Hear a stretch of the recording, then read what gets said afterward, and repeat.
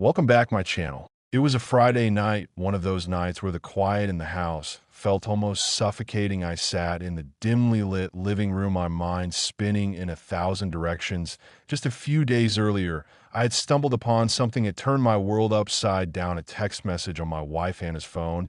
It was a message she clearly meant to keep hidden. It wasn't the kind of thing I expected to see after years of marriage. Sure, we had our ups and downs like any couple, but I always thought we were solid. When I saw the message from a name I didn't recognize, something inside me snapped.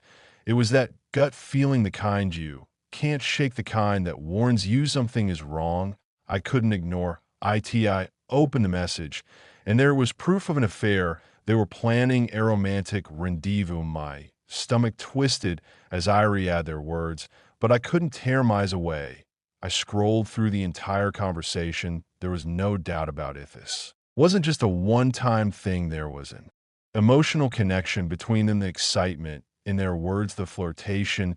It hurt more than I could have imagined. The foundation of my entire life felt like it was crumbling beneath me. But amidst the turmoil and heartbreak, one thing was clear. I had to keep my composure, at least until I figured out what I was going to do. The next few days dragged on like a bad dream. I couldn't bring myself to confront her right away, so I played it cool. I pretended everything was normal, but deep inside, I was seething with anger and betrayal. Every time I looked at her where she told me she loved me, it felt empty, hollow. Our shared memories, the moments I thought were special, suddenly seemed tainted, like they had all been alley. Then finally Friday came, the night off their planned date. Hannah told me she was going out with some friends and that she'd be home late. I nodded, pretending to believe her story, even forcing a smile. She kissed me goodbye, and I had to fight every instinct not topple away from her touch. As soon as the door closed behind her, I sprang into action. I had a plan.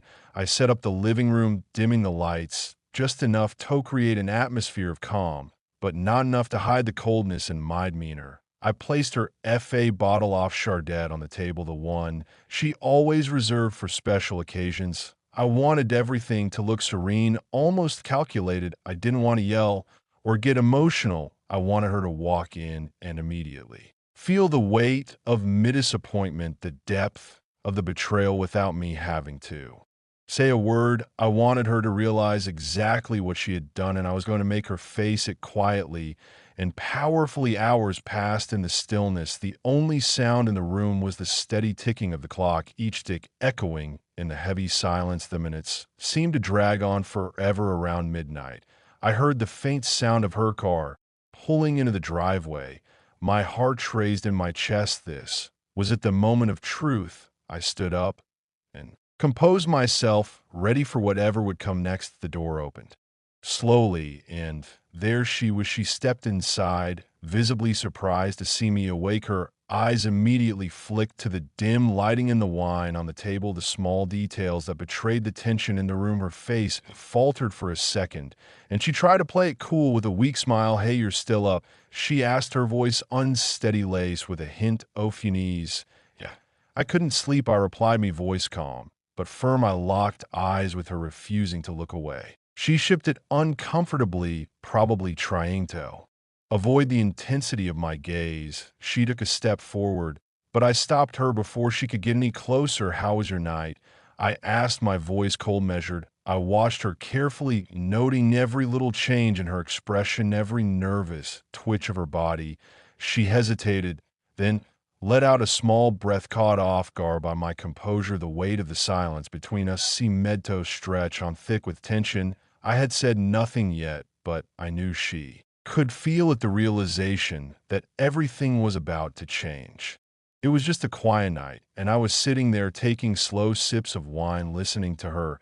She casually mentioned spending time with the girls, her voice to nonchalant, almost rehearsed. I didn't buy it. I let the silence hang in the air for a moment, then responded, my voice deliberately lowered, just enough for her to sense the tension. "When you say with the girls?"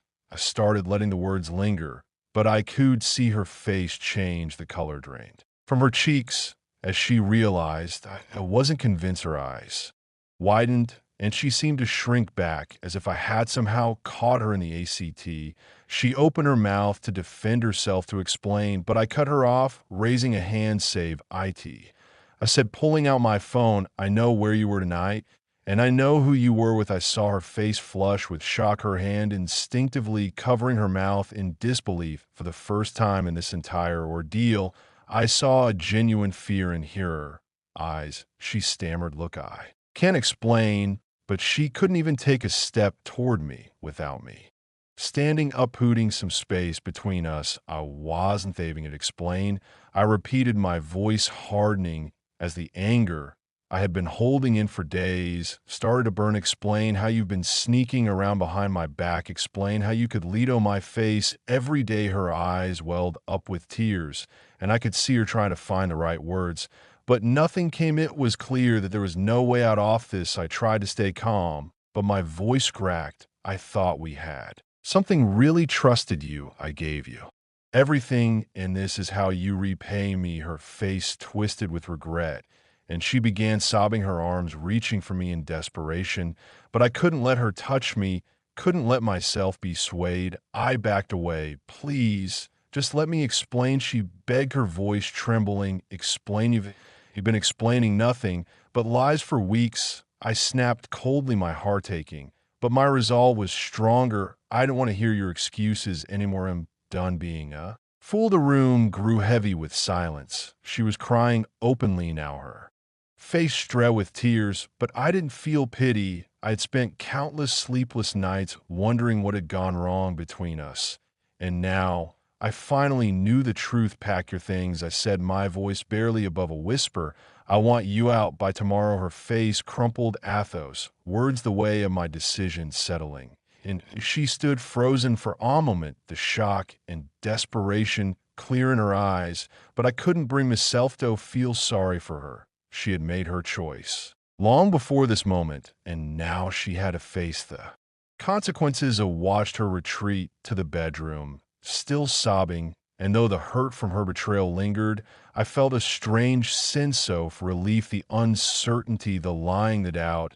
It was all over now. I knew the truth, and as painful as it was, that was something I could finally work with there. There was no more pretending, no more living in a lie. I sat alone on the couch that night, the faint sound of the clock ticking in the background. I stared at the half-empty bottle of wine on the table, feeling numb. I thought about the years we had spent together, the holidays, the late night talks, the laughter. It all seemed like it belonged to someone else now, like it had happened in another life. The house felt eerily silent, and in that silence I realized something. Sometimes the hardest thing you could do is let go of the person you thought you knew. But as hard as it was, I knew it was the only way I could be free. The road ahead would be tough, filled with loneliness, and I knew there would be moments of weakness, but there was also something else, hope that one day I would rebuild my life, hope that eventually I would find someone who truly valued loyalty and honesty,